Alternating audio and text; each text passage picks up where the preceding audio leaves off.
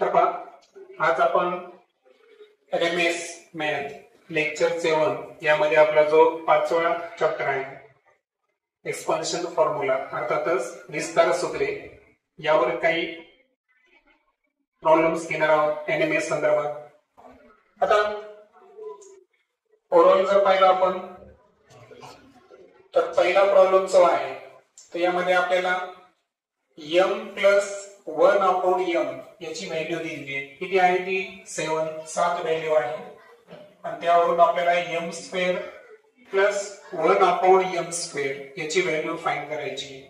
एक लक्षात घ्या की m हा स्क्वेअर केव्हा होईल जर त्याचा आपण कंसाचा काय केला वर्ग केला तरच. दॅट्स वाय इथं तुम्हाला जो फॉर्म्युला वापरायचा आहे तर तो आहे a plus b whole square. याचा फॉर्म्युला काय असतो ओके, हे त्याचं एक्सपान्शन आहे. त्या पद्धतीनं m प्लस 1 अपॉन m याचा आपण स्क्वेअर केला तर पहिल्या पदाचा वर्ग म्हणजे m square plus 2 into m into 1 upon m म्हणजे 2ab प्लस b चा स्क्वेअर. बरोबर आहे का? हे होऊन जाईल. आता ओव्हरऑल काय केलं आपण लक्षात घ्या. आता आपण लेफ्ट हँड साइडला काय केलं आहे स्क्वेअर केला तर आपल्याला राईट हँड साइडला सुद्धा काय करावं लागेल स्क्वेअर करावं लागेल. पण अगोदर आपण काय करू लेफ्ट हँड साइडचं पूर्ण सॉल्व्ह करून घेऊ. mm get cancel so m square plus काय शिल्लक राहिला इथं 2 plus 1 upon m square m value आहे त्याची. ठीक आहे, एक्सपान्शन केल्यावर त्यानंतर राईट हँड साइडचा पण स्क्वेअर करू आपण. 7 चा स्क्वेअर किती आहे 49 बरोबर.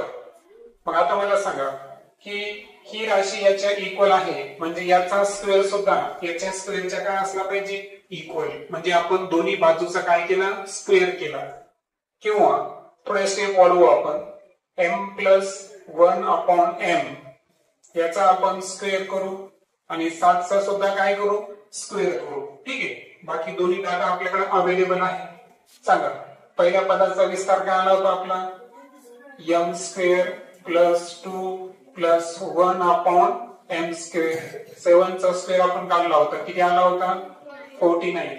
पण व्हॅल्यू करताना इथे 2 आहे का नाही. प्लस 2 अपोजिट साइडला गेल्यावर काय होती -2. So m square plus 1 upon m square is equal to 49 as it is plus 2 opposite साइडला गेल्यावर काय होतील -2. 49 मधून 2 सबस्ट्रॅक्ट करा किती येतील 47 which is the option number B. तुम्ही थेट सुद्धा स्क्वेअर करू शकता पण कसं आहे प्रॅक्टिस नसेल तर तुम्ही अगोदर विस्तार सुद्धा करू शकता. तुमच्याकडे 2 चॉईसेस आहेत. ठीक नाही, मी पॅसिव्ह पद्धतीने सांगितलं तुम्ही फक्त ऍक्टिव्ह पद्धतीने केलं तरी चालतं, काही अडचण नाही. सेकंड तुम्हाला दिलेला आहे की 27a³ मायनस 64b³ ची व्हॅल्यू एवढी आहे. ठीक आहे, आणि व्हॅल्यू कोणाची काढायची आपल्याला m ची. आपण काय करू माहिती का लेफ्ट हँड साइडची राशी अगोदर लिहू राईट हँड साइडची नंतर लिहू. ठीक आहे, आता ही एवढी संख्या गुणिले m आहे यामध्ये मला m अगोदर घेता येतं. m च्या सोबत गुणाकारात कोणी सांगा 9a square plus 12ab plus 16b square आहे. आणि अपोजिट साइडला कोण आहे सांगा 27a³ मायनस 64b³. आता एक लक्षात घ्या की m ला m लिहितो मी. आता ही जी गुणाकारातली पूर्ण राशी आहे ही अपोजिट साइडला कुठे जाईल बरं भागाकारामध्ये जाईल. ठीक आहे, जेवढं काही गुणाकारामध्ये आहे ते अपोजिट साइडला गेल्यावर कुठे जातं भागाकारामध्ये. आता ही जी 27a³ आणि 64 मायनस 64b³ आहे याला अगोदर काय करू आपण सॉल्व्ह करून घेऊ. हे सॉल्व्ह करणं का महत्वाचं आहे हे तुम्हाला मी सांगतो. पहा 27 चा घनमूळ किती सांगा 3 3a कंसाचा काय लिहिता येतो आपल्याला घन. लक्षात घ्या मी याला सॉल्व्ह करायलो. ठीक आहे. आणि मायनस 64 कोणाचा घनमूळ आहे 4. सो 4b कंसाचा काय असेल घन असेल. आता इथं तुम्हाला एक मॅथमॅटिकल सूत्र लक्षात ठेवायचं आहे की a चा घन वजा b चा घन असेल तर याचा विस्तार काय असतो माहिती का. पहिल्या कंसामध्ये घ्यायचं a वजा b आणि दुसऱ्या कंसामध्ये घ्यायचं a square plus ab plus b square. आता मुळात हा फॉर्म्युला तुम्हाला नेक्स्ट चॅप्टर मध्ये आहे फॅक्टरायझेशन चॅप्टर मध्ये आहे. पण ठीक आहे थोडे प्रॉब्लेम मिक्स होत असतात तर हे फॉर्म्युला तुम्हाला इथे लक्षात ठेवायचं आहे. आता या फॉर्म्युलेला आपण फॉलो करू. फॉलो करत असताना मला सांगा मग काय नियम काय सांगतो. सध्या a कोण आहे 3a आणि b कोण आहे 4b. या व्हॅल्यूच्या साइन सांगा आता a वजा b म्हणजे पहिल्या कंसात काय 3a मायनस 4b. दुसऱ्या कंसात काय करायचा a चा वर्ग. a कोण आहे 3a त्याचा वर्ग प्लस ab म्हणजे a आणि b चा गुणाकार म्हणजे कोणाकोणाचा गुणाकार 3a आणि 4b. डॉट लिहिणं म्हणजे सुद्धा काय आहे गुणाकाराचं चिन्ह लिहिणं त्याचा अर्थ असतो. नंतर b चा वर्ग म्हणजे कोणाचा वर्ग घ्यायचा तुम्हाला 4b चा स्क्वेअर घ्यायचा. सांगा आता काय 3a minus 4b as it is. यावेळेस आता लहान कंस घेतला तरी चालेल. सांगा 3 चा स्क्वेअर किती आहे 9a square plus 4 3 12ab plus 4 चा स्क्वेअर 16 16b स्क्वेअर. आता हे झालं याचं एक्सपान्शन लक्षात आलं किंवा आपण त्याची फॅक्टर्स केले इथं. आता या फॅक्टरचा फायदा कसा होतो ते लक्षात घ्या. पहा m बरोबर अपोजिट साइडला कोण होतं सांगा आपल्याकडे 27a cube minus 64b cube divided by काय होतं आपल्याकडे 9a square plus 12ab plus 16b square एवढं होतं. ठीक आहे. आता मला सांगा की ही जी पूर्ण राशी आहे याचे जेव्हा आपण फॅक्टर केले या सूत्राच्या आधाराने तर काय आले बरं फॅक्टर आपल्याकडे. पहिल्या कंसात काय आला होता 3a मायनस 4b. दुसऱ्या कंसात काय आला 9a square plus 12ab plus 16b square. त्यानंतर डिनोमिनेटर मध्ये ऑलरेडी कोण प्रेझेंट आहे 9a square plus 12ab plus 16b square. आता मला सांगा दोघांमध्ये कट काय होतं आहे का. न्यूमरेटर आणि डिनोमिनेटर मध्ये हा पूर्ण कंसाची जी व्हॅल्यू आहे ती काय होते या ठिकाणी कट होते कारण दोन्ही व्हॅल्यू अंश आणि छेदामध्ये कशा आहेत सारख्या. मग आन्सर काय येईल सांगा 3a मायनस 4b. आहे का ऑप्शन मध्ये. Option number D is the correct answer.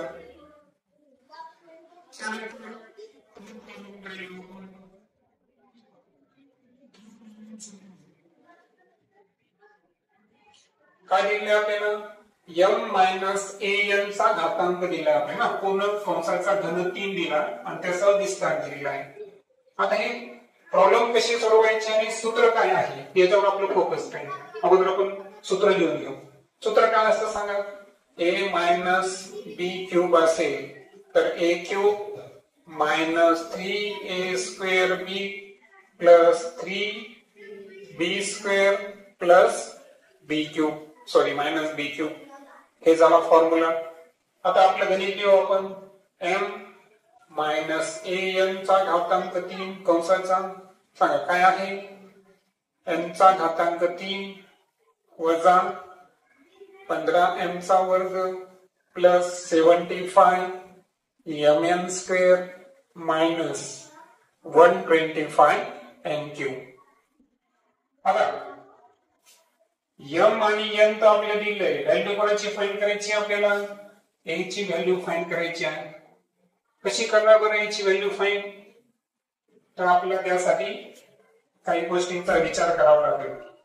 पहिल्यांदा आपल्याला विचार करावा लागेल की हा n चा घन आहे इथं, याचा अर्थ 125. सांगा कोणाचं, ही जी घन संख्या आहे हिचं घनमूळ काय निघेल? 5. निघलं 5. ओके. पुन्हा टेस्टिफाय करण्यासाठी आपण इथं पहा, इथं पण 3 आणि a स्क्वेअर b होता, मग या 15 ला तुम्ही या 3 ने भागा, किती आन्सर निघेल? किती निघते? 5. म्हणजे 2 पॉइंट आहेत की जिथं तुम्ही a ला फाइंड करू शकता, हे की नाही? कारण तुम्हाला माहित आहे इथं b चा क्यूब म्हणजे याचा अर्थ काय झाला, n क्यूब आहे म्हणजे ही सुद्धा कोणती ना कोणती काय आहे, घन संख्या आहे. तिचं घनमूळ काढलं आपण 5, तिथं आन्सर 5 निघलं. टेस्ट करण्यासाठी आपण 15 सोबत फॅक्टर मध्ये इथं सूत्रामध्ये कोण होते? 3. मग 15 ला 3 ने भागितलं, उत्तर किती आलं? 5. n सोबत कोणता अंक आहे का? नाही. मग n सोबत जो a अंक आहे याची निश्चितच व्हॅल्यू किती असली पाहिजे? 5. म्हणजे हा क्वेश्चन कसा आहे, लॉजिकली सोडवायचा होता, है ना, अंदाज लावून. मग सांगा ऑप्शन नंबर किती असेल? D. It is the correct answer. Then चौथ्या प्रॉब्लेम कडे येऊ आपण. चौथ्या प्रॉब्लेम मध्ये काय दिलं आपल्याला? x minus 1 upon x is equal to 5. आता थोड्यावेळापूर्वी पहिल्या गणितामध्ये मी तुम्हाला ट्रिक दिली होती. अगोदर मी विस्तार पद्धतीने स्लोली सोडवलं, पण तुम्हाला सांगितलं होतं की नेक्स्ट टाइम मध्ये तुम्ही काय करा, थोडंसं याला डायरेक्ट स्क्वेअरिंग करू शकता, काय अडचण नाही. मग इथं काय करणार तुम्ही? Squaring both side. किंवा लिहायची गरज नाही, तुम्ही मनातल्या मनात करा. ठीक आहे, मी इथं कट करतो, नाहीतर पुन्हा तुम्ही म्हणताल की मनातल्या मनात जरी केलं तुम्ही स्क्वेअरिंग, तर सांगा काय होईल? x मायनस 1 अपॉन x याचाही वर्ग करायचा आणि 5 चा पण वर्ग करायचा. सांगा विस्तार काय येईल? x स्क्वेअर प्लस, सॉरी इथं स्क्वेअर पाहिजे होता, इथं मायनस येईल मायनस असल्यामुळे, minus 2 into x into 1 upon x 2ab plus काय असतं? b चा वर्ग. 5 चा स्क्वेअर किती आहे? 25. x x get cancel, x square minus 2 plus 1 चा square 1.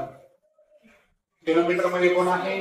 x square is equal to 25 and therefore x square plus 1 upon x square is equal to, सांगा 25 मध्ये मायनस 2 अपोजिट साइडला गेल्यावर काय होतील? प्लस 2. किती आन्सर? 27. आहे का ऑप्शन मध्ये? ऑप्शन मध्येच आन्सर नाहीये पहा. ओके, कदाचित पर्याय चुकले असेल माझ्याकडून लिहिण्यामध्ये. ठीक आहे, काही अडचण नाही. तर 5 चा स्क्वेअर किती आहे?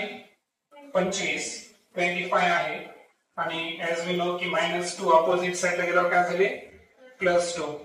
बरोबर, दॅट्स व्हाय आन्सर किती येते इथं? 27 येतं. आता एक लक्षात घ्या, हे जे गणित आहेत ना, a प्लस बी आणि a मायनस बी, याच्यामध्ये एक ट्रिक असते पहा. ती ट्रिक कशी मी तुम्हाला सांगतो. समजा जर तुम्हाला x प्लस 1 अपॉन x याचा स्क्वेअर जर काढला आपण, तुम्ही डायरेक्ट काय करा माहितीये का? एक लक्षात घ्या की x प्लस 1 अपॉन x असेल. लक्षात घ्या ट्रिक काय आहे. पहिली trick, x plus 1 upon x is equal to y संख्या आहे, कोणता तरी अंक दिलेला आहे तुम्हाला. काय दिलेला आहे? कोणता तरी अंक दिलेला आहे. आणि जर तुम्हाला x square plus 1 upon x square करायचा असेल तर दिलेल्या संख्येमधून तुम्ही डायरेक्ट काय करा? 2 काय करा? मायनस करा. जर इथं काय असेल? प्लस असेल. आणि दुसरी ट्रिक काय माहितीये का? ती x मायनस 1 अपॉन x याची व्हॅल्यू तुम्हाला y दिली आणि जर तुम्हाला या केस मध्ये x square upon x square plus 1 upon x square ची व्हॅल्यू विचारली असेल तर दिलेल्या संख्येमध्ये तुम्हाला काय करायचं आहे? 2 मायनस 2 काय करायचं आहे? प्लस करायचं आहे. फक्त हे करत असताना दिलेल्या संख्येचा तुम्हाला काय करायचं आहे? स्क्वेअर करायचं आहे, कारण स्क्वेअरिंग बोथ साइड हा आपला नियम आहे. लक्षात आलं? तुम्ही दोन्ही प्रॉब्लेम डायरेक्टली करू शकला असता. काय म्हणलं मी, वर्ग करा आणि 2 मायनस करा जर प्लस असेल तर, आणि मायनस असेल तर वर्ग करा आणि त्यामध्ये काय करा, 2 ऍड करा. पहा इथं काय सांगा, मायनस काय आहे, मायनस असल्यावर काय करायला सांगितलं मी तुम्हाला, समोरच्या संख्येचा स्क्वेअर करा, त्याच्यामध्ये काय करा, 2 ऍड करा. 5 चा स्क्वेअर किती आहे, 25. 25 आणि 2 किती, 27. सपोज माझ्याकडून इथं चुकलं होतं, डायरेक्ट तुम्ही आन्सर काय लिहिणार इथं, 27. ठीक आहे. आता पहिलं गणित दाखवतो मी तुम्हाला. पहिल्या गणिताकडे येऊ आपण. पहिल्या गणितात ही ट्रिक बसते का,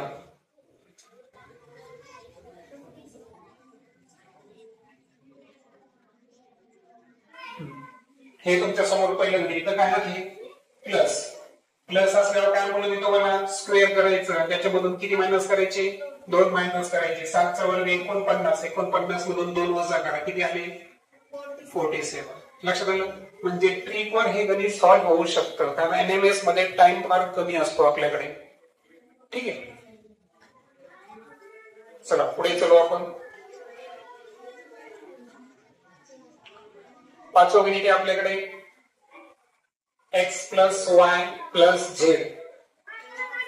आता या संदर्भातलं सूत्र आपल्या समोर पाहिजे पहा सर्वात अगोदर. तर आहे सूत्र आपलं व्हॅकेशन मध्ये घेतलं होतं आपण, a plus B plus C whole square जर असेल तर काय घ्यायचा, a square plus B square plus 2ab plus 2bc plus 2ac. त्याला आणखीन एक वेगळ्या पद्धतीने लिहिता येतं पहा, a square plus B square plus C square plus या तिघांमध्ये 2 काय निघतो बरं, common. So ab plus bc plus ac. या फॉर्मेट मध्ये सुद्धा काय लिहिता येतं, आपल्याला सूत्र लिहिता येतं. आता आपल्याला काय दिलं होतं, आपल्याला दिलं होतं की x plus Y plus Z is equal to काय आहे, 24. दोन्ही साईडचा आपण स्क्वेअर करू. पहा x plus Y plus Z whole square, आणि इथं काय करणार आपण, 25 चा स्क्वेअर करणार. आता हे स्क्वेअर काय करायला मी, कारण प्रत्येकाची स्क्वेअर व्हॅल्यू आपल्याला फाइंड करायची आहे आणि आपल्याला दोघांच्या समान व्हॅल्यूज दिल्या आहेत, बरोबर. आता मला सांगा, x plus Y plus Z whole square ची व्हॅल्यू किती आहे, 24 स्क्वेअर आहे. आता प्रश्न असा आहे की यामध्ये आपल्याला ह्या व्हॅल्यू दिल्या, म्हणजे सूत्रानुसार या व्हॅल्यू दिल्या, बरोबर. आणि आपल्याला ही व्हॅल्यू फाइंड करायची आहे, जेव्हा की लेफ्ट हँड साइडची व्हॅल्यू आपल्याकडे आहे. 24 वर किती सांगा, 576. म्हणजे याचा अर्थ आपल्याकडे लेफ्ट हँड साइडची राशी तयार आहे, आपल्याला फक्त ही व्हॅल्यू फाइंड करायची आहे. मग अगोदर काय करू आपण, याचा एक्सपान्शन घेऊ. एक्सपान्शन काय सांगा, x plus Y plus Z square is equal to, या दुसऱ्या पद्धतीनं, या पद्धतीनं सांगा. काय सांगा मला, X square plus Y square plus Z square plus 2 in bracket, 2 आपण कॉमन घेऊ, राहतो कोण सांगा मग, X Y plus Y Z plus X Z. आता आपल्याकडे कोणत्या कोणत्या व्हॅल्यू दिल्या आहेत ते विचार कर. कोणत्या कोणत्या व्हॅल्यू दिल्या आहेत आपल्याकडे, आपल्याकडे याची व्हॅल्यू आहे पहा, किती आहे, 576. ती ऍज इट इज लिहू आपण. या तिघांची व्हॅल्यू आपल्याला काढायची आहे, म्हणून याला आपण काय करू, एकत्र लिहू एकत्र. त्यानंतर प्लस 2 ला 2, या तिघांची एकत्रित व्हॅल्यू दिली का आपल्याला, किती व्हॅल्यू दिली ती, 191. सांगा आता काय होईल, 576 बरोबर